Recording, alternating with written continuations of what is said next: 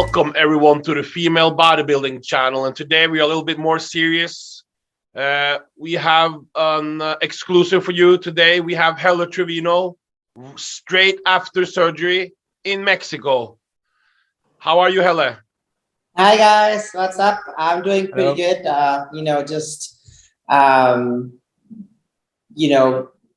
After the circumstances, I'm doing pretty good. I just had surgery literally like Thursday night, so it's just been a couple of days, and I'm pretty happy with my progress. I'm not in too much pain, and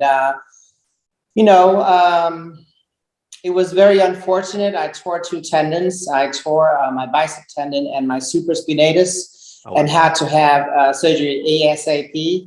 How did this happen? I've had shoulder problems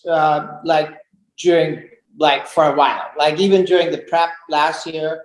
I had to push through because I was doing the Rising Phoenix and the Olympia, and I was just working around the injury as well as I could and getting treatment. And then after I finished the season, I really started to take care of this injury. I got physiotherapy. I went to the chiropractor, different specialists.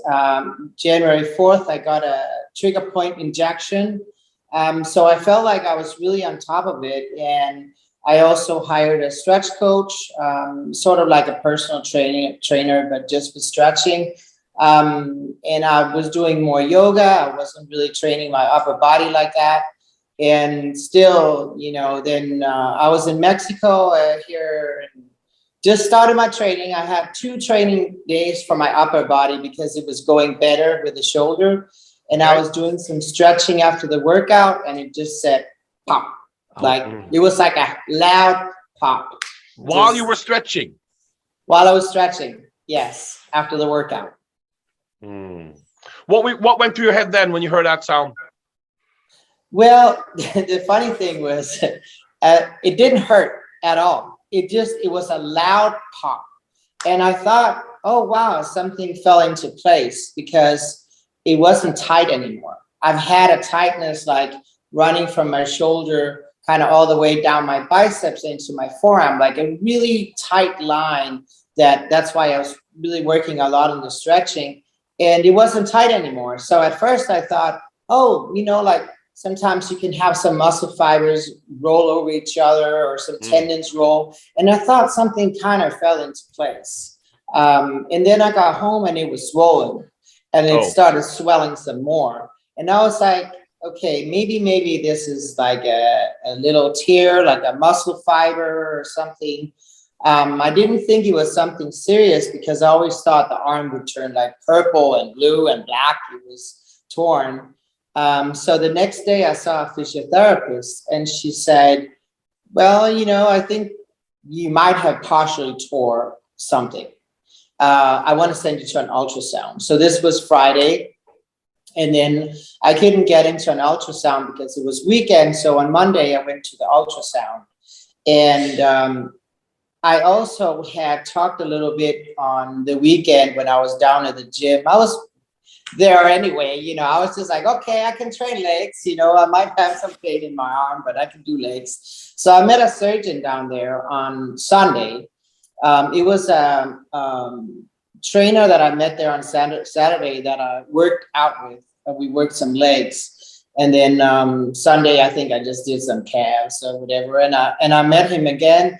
I met the surgeon, and he was like, maybe we should book a consultation. And we booked a consultation on Tuesday.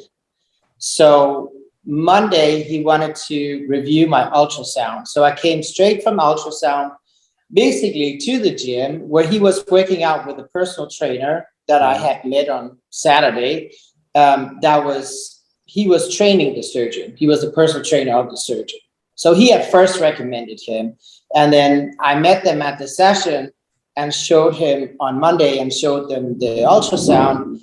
And the surgeon was like, it's torn, like it's completely torn. Like, but good, we have a consultation tomorrow. So it just went pretty quick. So Tuesday I went in for the consultation, and he was like, you need an MRI. I went to the MRI also on Tuesday, and was it Tuesday or Wednesday? I think Tuesday, and then already Thursday I got the surgery date.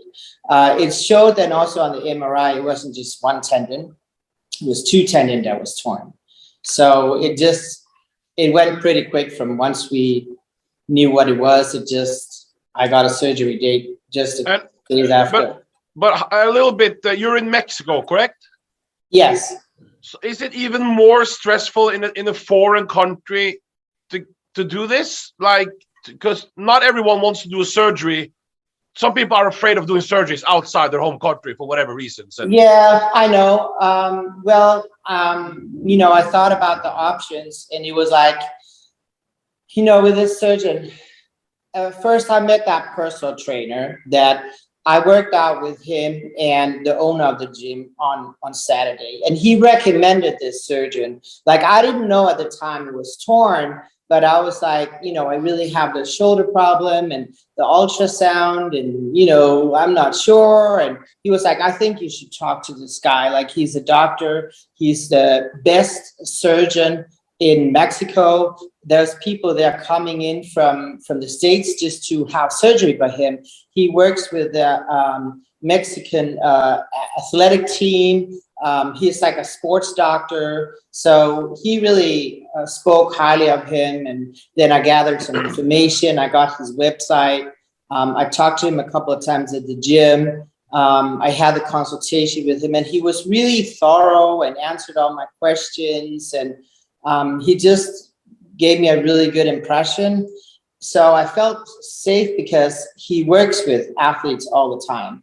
He's not connected to a hospital. He has his own private practice. Like, he's got his own business, and he's very successful with athletes. So, I felt, I just felt safe, to go with him, because another option was I could go home, go to the ER, say I have a pain, and they would send me into surgery, and I would get whoever, like, I wouldn't know like who's going to do the surgery. It could be like a new doctor, an intern, or, whoever, like. So I felt like he was really qualified to do the job. And then it was also a matter of cost. I could seek out like a sports surgeon expert in the States, but surgery are like 4 to 5 times higher in price in the States than in Mexico. So that was also another consideration, that it was going to be a financial burden for me. So you did the surgery, and how did the surgery? So this is very important. How did the surgery go? It went really well. Everything went after plan. I had the surgery Thursday night. It was a 3-hour surgery. And, I felt like through the whole process, I really felt in safe hands. Just because I'm in Mexico, it really didn't make me feel any type of insecure, or I'm not at home, or, I'm staying here with my friend La Kenya from Flawless Hair. She always does my hair and makeup for the Rising Phoenix and the Olympia. And we've been working together for 4 years. So, she's a good friend. She's taking care of me. The surgery, it went really well. I was woke up and everything was fixed, and they took very good care of me at the hospital. They were over me like every hour, checking my blood pressure and my temperature and making sure I was good. The scars are super small. The doctor was very attentive to like what I had to say, because I was very concerned with like aesthetics, and I want to compete again. And, having some like big scarring all over my shoulder wouldn't be desirable. So the one surgery, he could do it arthroscopic. So I only have like 3 little holes on the side of my delt. That was the supraspinatus. And then the bicep tendon, I have about, I would say like 2.5 centimeter scar in the front. I can show it. It's really looking, pretty good. So you can see it's just some little holes here. Yeah. And then I have the one in the front. So I think, once it's healed, I think it's going to be like minimum. Looks good, That's- Yeah. Yeah. With So the- I'm really happy with, how he made it. He's also, he can do plastic surgery. So it's made with inside stitching with a dissolvable thread. So there's not, there's no stitches or anything that's yeah. visible. So what's the recovery process now for this? See, that's the worst thing. It wasn't, I don't think the surgery was bad at all. And they also managed me very well on the pain. I'm covered with medication and anti-inflammatories, pain meds, and so forth. But the recovery process is a bit long. Tendons take time to kind of grow back, or what do you say, like attach, So what he did was he drilled a hole in the bone and put the tendon and anchored it with a screw. And that has to get solidified. So it's 8 weeks for the one on the side and 3.5 months for the one on the front. How long? 3.5 months for the one in the front and 2 months on the one on the side. Did the tendons were extended by Kevlar fibers, or what is just natural put back in? No, he just pulled the tendon up. That's why, on this side, the muscle had fallen down. So he couldn't do it arthroscopic because he had to fish out the tendon and pull it up. Yeah. So he basically just pulls it up and anchors it into the bone. Okay. Yeah, with a specific screw. But of course, that all has to heal. And that's the healing process is for the one in the front, 3.5 months, and a little short on the side. Yeah. So I'm starting physiotherapy already next week, I think, end of next week or something. But it's just going to be some light movement like this. It's not going to be any bands or lifting or something. It's basically just moving the hands and moving the shoulder a little bit around. So all in total with the whole process, it's going to be 5 to 6 months. Before you can start lifting your whole body again? Yes. He says light weights, I could maybe start that in maybe 4 to 5 months. So June? Yeah, maybe June, July. Yeah. Well, obviously, athletes tend to come back quicker though than regular people. Is this based off athletes or based off normal people? This estimation of 5 months. I don't know. That's the guideline he gave me. So before into that, so how are you mentally now? You're the second best bodybuilder the last 2 years in the world. You've we thought, me and JB, with the Miss Olympia coming, I remember we talked a lot in 2020 about this was your destiny to win the Miss Olympia. Right. That's your dream, especially. And last time Olympia, you changed your coach, where you got a different look. Wouldn't you say so? Yes, I would say so for sure. In such a short time, because you didn't work that long together. So it was, but it did help the little time you did work with Tyson Nasser. So, and you are, so how does it feel now? How are you feeling realistically? Second best in the world. And clearly you and Margie are the closest to beating Andrea. And after that, there is quite a big, I don't want to say big difference, but JB, wouldn't you say there's Mona and Irene, and there's a little bit space between them and Helle and Margie and Andrea. So how do you feel now? Well, my whole outlook on life is whatever is not in my control, I'm not trying to control it. I don't make plans. I have intentions. Okay. So I'm like, I mean, how many times have we made plans and it didn't turn out that way? We get disappointed and, you know, upset and frustrated. And I'm like, you know, this is not something that was in my control.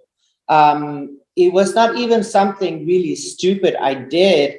I think the tendon was bound to tear at some point. I really took care of it with every type of therapy and everything, and it still happened. Yeah. And that's just life, you know, like sometimes you feel like you've, you know, crossed everything off and it did what you could. And still you're like, I mean, and we want to be like, you know, why did this happen to me? Yeah. You know, it just, you know, it doesn't serve me. And I'm like, what's not in my control, I'm not going to control. So I'm like, okay, this happens, like what's next? So I'm just focused on, you know, getting the best recovery. I want to do everything the doctor is saying, like I'm not going to rush it. Tendons can be retorn if they're not properly healed. So, you know, whether I'm going to compete this year or not, you know, we will see. But I definitely don't want to jeopardize my healing and re-tear the tendons and have a lot of problems. So I'm going to take the time it takes. And I'm like, you know, everything happens for a reason. And, you know, my motto has always been either you win or you learn. Either way you gain something, right? Sure. So, you know, maybe there's something I have to learn in this. You know, I'm going to just go with the flow and see how the healing goes. Maybe I'm going to have a rapid, miraculous healing and it's going to go super fast. Maybe there's going to be obstacles and it's going to take a bit longer. And I'm going to decide, you know what, it's better for me to have more time to prepare and come back strong in 2023. One thing is for sure, I don't want to jeopardize my healing. My health comes first.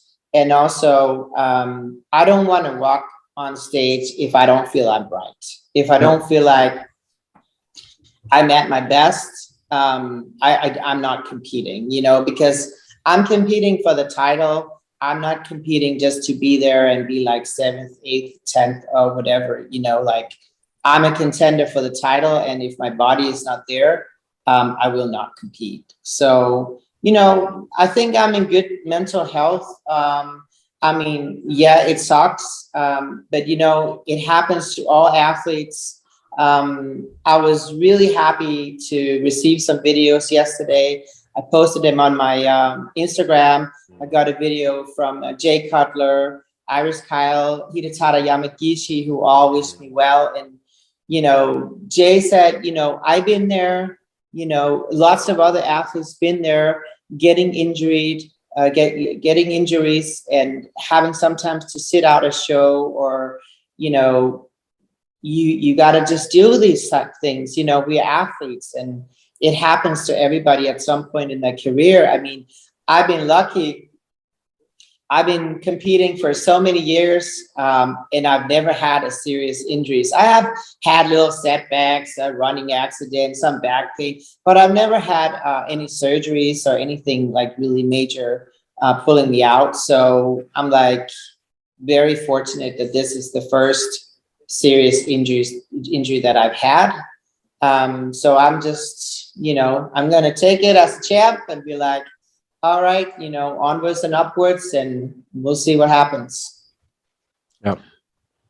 Oof. Yeah, JB, we're a little bit more worried than her. That's good. That's That's true. Yeah. Because we were like, because before we talk to us, because we haven't spoke on in public. Well, we talk all day on the phone, of course, but we haven't spoken on camera since the Olympia. How was the Olympia for you? Because you were so close, second place. How did that one? When only you and Andrea left, and Bob came and draw it out along. Did you think you were going to win it? I did. I really felt like I brought the package. I was really happy with my physique. I mean, if there's any competition, I've been happy with my physique. This was definitely one of the competitions where I was really content and happy with what we brought. I made a big transformation, like you said, between the Rising Phoenix and the Olympia. I only had, I think, 3 weeks with Nasir. What was the, can you pinpoint the difference between Rising and Olympia that you like? What improvements did you feel you made since the Rising Phoenix showing? I just got leaner and just got just the look, the it's also for my last 3 shows, I haven't really been happy with, like, you could say, the finished products. Like, the diets have been good and stuff, but you know, it's all in the last basically 3 days, like how you carb up, how much you load, how little you load, where I always felt like either I was too flat or I was too full, or, you know, so it was more about finding the right look. It's not like, I mean, I was already in shape for the Rising Phoenix. I just got a little better and a little leaner for in the next 3-4 weeks to the Olympia. But it was more like the peaking that really worked well. I was happy that, you know, for one, I didn't use any diuretics at all. So it was very healthy. Is that something you used to do, or? Yes. That's a protocol I've done with other coaches. So it was actually the first time I competed without using diuretics. And you got I was happy with it because I felt good. I felt energized. You know, I often tend to feel like kind of tired when I get too dehydrated. So I felt like it was a good look. I was round, I was full, but I didn't spill over. I was still dry. It was a good, like, I thought it was a healthy look, a good look. I wasn't too flat, I wasn't too full, it was just right. So it was mostly like that I was really happy with the whole carb up process and the dialing in. So when he said Andrea Shaw as the winner, what did you think so close, or next year? Or obviously I saw you showed obviously good sportsmanship. You always I've always seen that there's no bad blood between you, her, and Andrea. She's always talks very nicely about you, and the same with you. But when you get so close to that dream, like, what's going through your mind? I think just the first feeling is just it's to be honest, it's a touch of disappointment, of course, because you stand there and I think we were holding each other's hands and we were just, you know, like, she's hoping she's winning, I'm hoping I'm winning. But I mean, we know, like, there's only going to be one winner. So of course, when they said second place, you know, you feel disappointed, like, damn, you know, I missed it. But then I'm like, you know, I'm happy for her.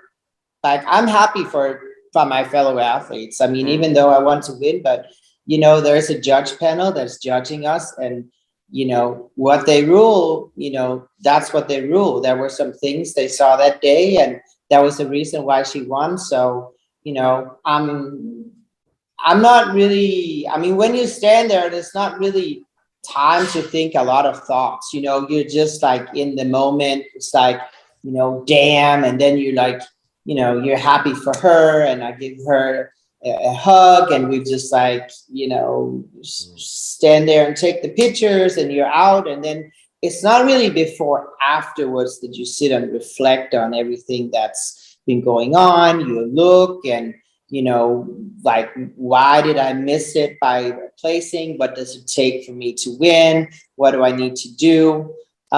So, I mean, what I did, I actually went on a trip to New York and visited Steve Weinberger at his gym and had a meeting with him. And really? Yes. What did he say? What did he say? He said he thought I should bring some more size. Really? Wait. Really? So why really? He said some more size. Yes. Okay. Where? Upper body or the entire body? He wanted to see some more lat width and some more arms. And so that's one of the reasons I'm also like a little bit like, you know, I thought I had a year off season to build. So this is boiling down to like, I'm maybe gonna train with light weights. Maybe, I mean, that's 5 months from now. We are maybe 1st of July. So July, August, September, October, I'll have 4 months of diet and off season. And if I have to bring some bigger arms with the tendons that I just tore, you know, it's I'm not gonna lie, it's gonna be difficult. Because if I want to bring an improved physique and I need to build some more muscle, it gives me realistically 4, if I'm lucky with fast healing, maybe 5 months for competition prep and off season. And I have to build the muscle back that I'm losing all these muscles. In all these months I can't train. So, I mean, it's gonna, you know, I'm a realist. It's gonna be very, very difficult. So that's why I'm not really making any plans right now. Like I said, I have intentions. I would love to compete at the end of the year, but I have to just, you know, really look at the time, see how am I improving every week, every month. When can I start the different steps with physio, bands, lighter weights, heavier weights? I just have to see how the process develops, but it is going to be difficult. JB, when we didn't know what Weinberger was going to say, but taking this in time, Helle competes only to try to win. 5 months after this of sitting, just doing rehabilitation and to bring up the lats and the arms and then cut down again to meet Andre Shaw again, who's training all year. I think 2023 must be better, Helle. Yeah, we'll see what happens. You know, I'm not, like I said, I'm not making any plans right now. But it looks like it could very well be 2023. And in the meantime, because you have a online coaching business, don't you? Yes, I do. I coach athletes for competitions, both amateurs and pros, and I also have like a weight loss division. So why not get that really popping? And because money in this industry, it's as you know, you guys spend a lot of money on the lifestyle. So why not focus on that a lot this year? Well, I am actually already thinking in those lines. So I'm in Mexico right now with Kenya, and she is actually in cooperation with Sydney Gillen, the Miss Olympia figure. She's doing a retreat with her. So she's coming down here in mid-March, doing her retreat. So Kenya is in on all the planning, practical here in Mexico. She lives here. So I'm gonna probably stay here in Mexico, maybe for a couple of months, and I'm gonna join the retreat in March to see how that goes about. And I'd like to have my own retreat down here. So I'm planning retreats, training seminars, stuff like that during the year. And also with my coaching business, I've always had a limited number of people that I could take in because I was competing myself. So I'm going to open that up more. So it is my plan to just be focused on other business adventures. Maybe you can offer cruises around Mexico with the yachts, and then online and then coachings on the yacht and so on. I mean, there's a lot of opportunities here. It's also, you know, the pricing is very different than in the States. So you can actually offer people a hotel with all inclusive, all meals. You can make deals with the hotels for healthy meals for an affordable pricing. So if you could put up people like, say for a week, they can come and get personal training for me for the week.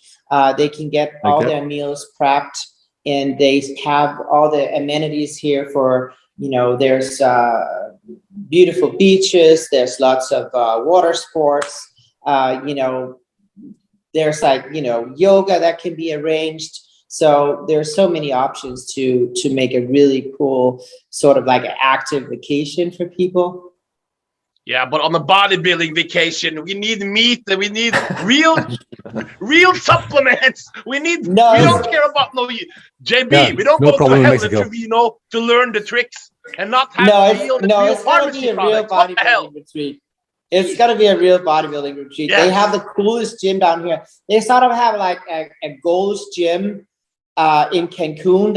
It's called the Iron Gym, but it's just, they got everything. It's a real cool bodybuilding gym. I don't know if you saw the post I put up on my Instagram that they made a whole banner, a full-size banner of one of my poses for from the Olympia.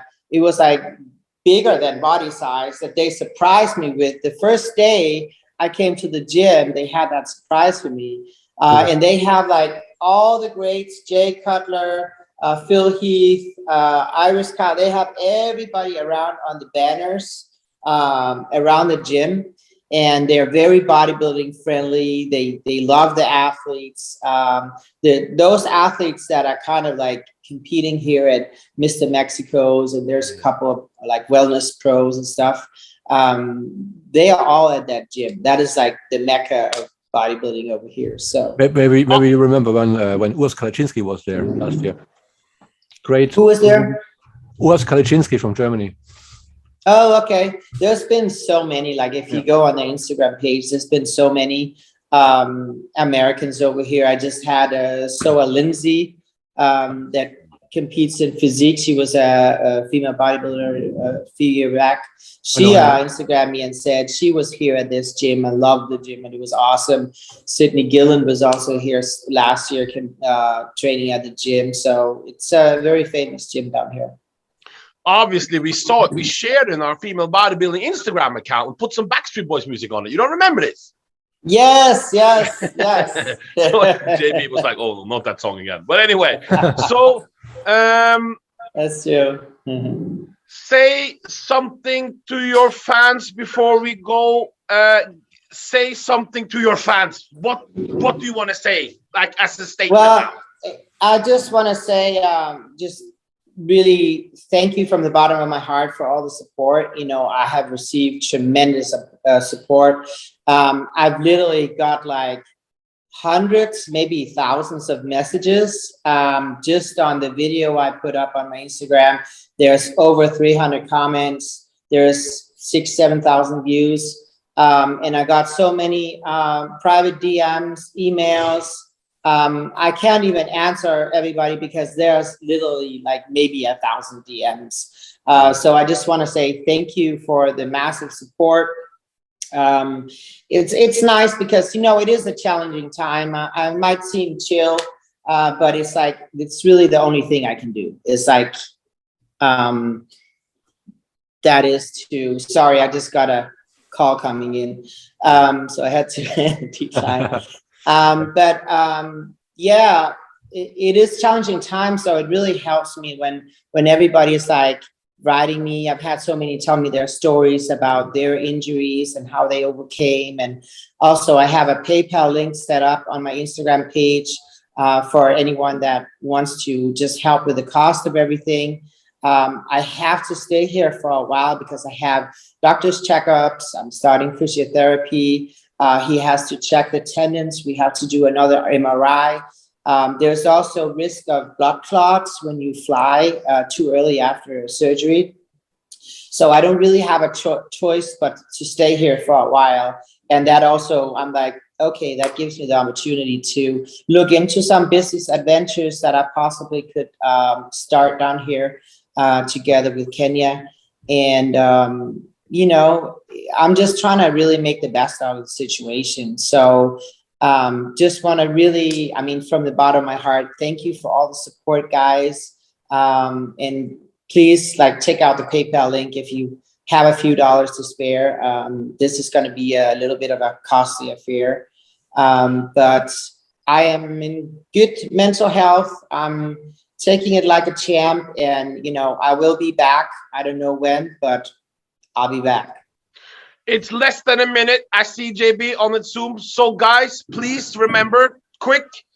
I'm sure Helle loves all the get well wishes and DMs, but please, even if it's $1, even if it's $5, I would really recommend, like, sometimes a wish is nice, but $1 or $2 can help more. So if you really want to show her support, it doesn't have to be, in COVID, everyone has maybe not the best economy, but even if it's just $1, I'm sure it would help more in the long run than just get well, because this is very expensive time. So guys, the PayPal, we will put in the PayPal link in this interview. So please give a little bit from your heart, then not just DMs.